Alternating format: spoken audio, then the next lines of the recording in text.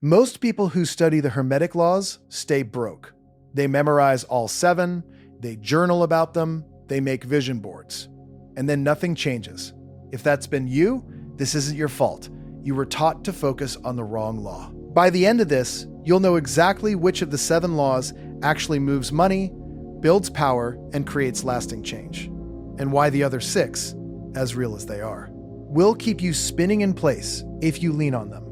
Without this one, the Hermetic Laws come from ancient Egypt, from a body of wisdom attributed to Hermes Trismegistus, a figure so revered that both Greeks and Egyptians called him the messenger of the gods. These laws weren't written for monks in meditation caves. They were written for builders, rulers, architects of reality. The question is whether you're using them like one. So here they are, ranked from least to most wealth generating. Starting at the bottom, number 7, the law of gender. Everything has masculine and feminine principles. Creation requires both, the seed and the soil, the idea and the execution. Most people spend years on this one trying to balance their energy. They read books about divine feminine and sacred masculine. They do breath work. They journal. None of it pays the rent. This law is real, but it's descriptive, not instructive. It tells you how creation works at a structural level. It doesn't tell you what to do on a Tuesday morning when you need to generate income. File it away as background knowledge. Move on. Number 6, the law of polarity. Everything has an opposite.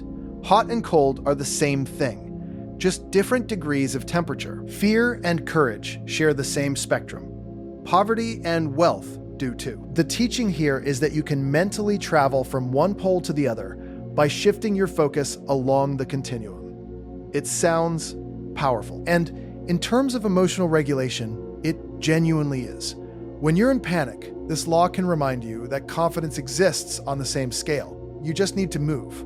But as a wealth strategy, it's passive. It changes your inner state. It doesn't change your circumstances. Feeling abundant doesn't generate revenue. Action does. Keep going. Number 5, the law of rhythm. Everything flows in and out. Tides rise and fall. Markets expand and contract. Energy moves in cycles.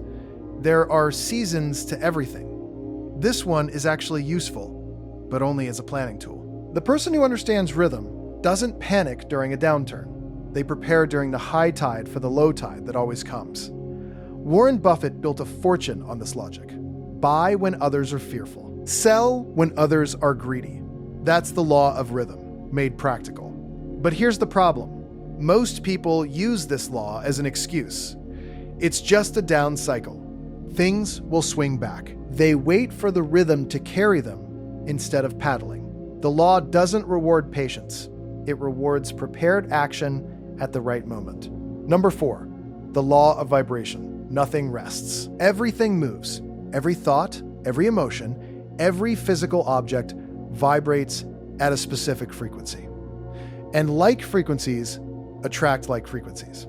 This is where modern manifestation culture lives. Raise your vibration.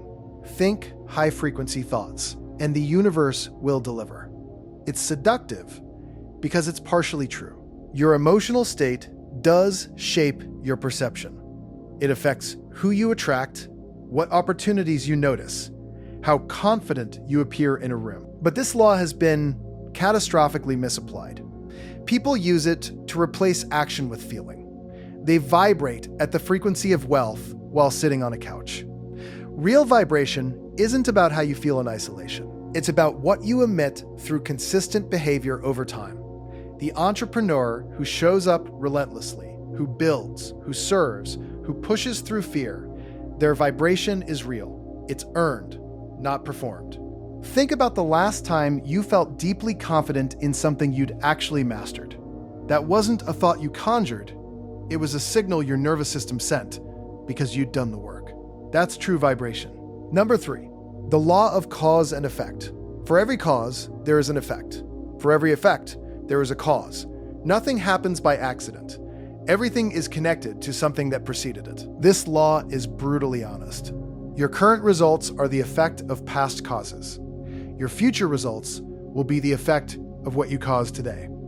There's no luck here. There's no cosmic favoritism. There's only the chain of action and consequence, stretching endlessly in both directions. This law alone can wake you up. Most people live on the effect side of life.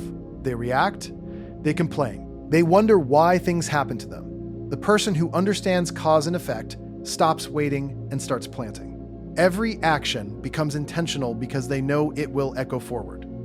But here's what most people miss. Cause and effect is powerful, but it's also slow. You plant today, you harvest later. The gap between cause and effect can be months, years. Most people abandon the cause before the effect arrives. They quit too soon, which is why this law needs one thing above it to work. Number 2, the law of correspondence. As above, so below. As within, so without. Your external world is a direct reflection of your internal world. What you carry inside, your beliefs, your self-image, your unconscious assumptions, those are being projected outward into your reality constantly. This is the law that explains why some people rebuild wealth quickly after losing everything, while others stay stuck even when given opportunity. It's not the money that was missing. It was the internal structure that generates money. The identity, the beliefs about deserve, the stories about what's possible. James Allen wrote about this in 1802. A man's mind may be likened to a garden which may be intelligently cultivated or allowed to run wild. What grows in your mental garden grows in your life. The broke person with a rich mindset will find money. The rich person with a broke mindset will lose it. This is why lottery winners return to their previous income level within 5 years, on average. The external changed, the internal didn't. Correspondence always corrects the gap. So here you are, 6 laws in. And you might be thinking, if internal reality shapes external reality, isn't that the most powerful law?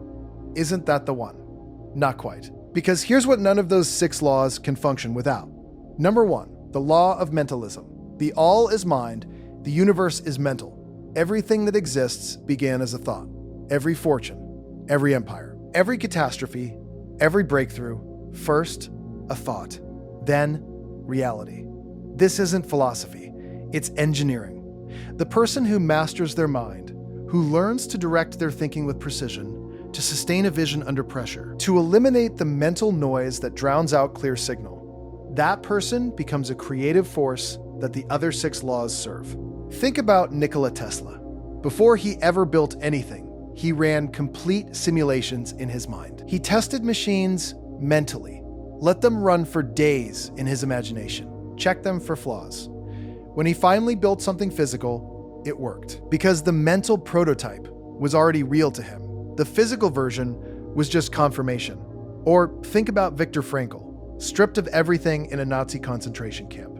No money, no freedom, no certainty of survival. And yet, he held a vision of lecturing about his experience, of helping others understand meaning, so clearly, so firmly, that he survived. And he did exactly what he'd seen in his mind.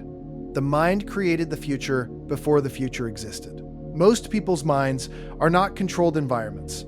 They're open windows in a storm. Every fear blows in. Every doubt takes root. Every outside opinion rearranges the furniture. You cannot use the law of correspondence if your mind is chaos. You cannot apply cause and effect with intention if you don't control which causes you choose. You cannot rise with vibration if your thoughts are dragging you down constantly. The mind is the master. The other laws are tools, and tools are only as precise as the hands that hold them. Here's what this means practically. You don't need to study harder.